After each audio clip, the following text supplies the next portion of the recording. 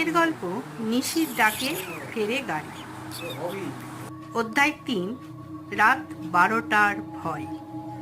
গ্রামের ছেলেরা চ্যালেঞ্জ নেয় ভূতের গল্প মিথ্যা প্রমাণ করতে। একদিন ৫ বন্ধু রাকেশ, বিপুল, অরুণ, তাপস আর সজল ঠিক করে তারা সাইকেল করে ওই রাস্তা দিয়ে রাত ১২টার পর যাবে। রাত ১২:৪৭।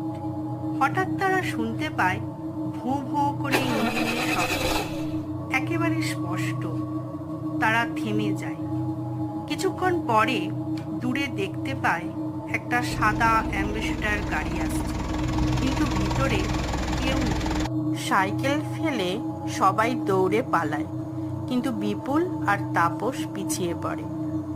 তারপরে খুঁজে পাওয়া যায় রাস্তার পাশে অচেতন অবস্থায়। তাদের মুখ বিকৃত, চোখ বড় বড়, যেন তারা এমন কিছু দেখেছে যা ভাষায় বলা যায় না। পরবর্তী অধ্যায় সঞ্জীবের ফিরে আসা।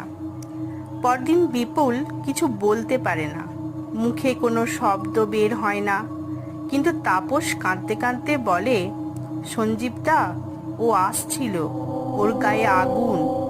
ও বলছে আমরা ফেরার পথ খুঁজি, কেউ আমাদের জায়গা করে দাও। গ্রামে পুজোর আয়োজনে ডাক্তার, ওঝা, সাধু সবাই আসেন।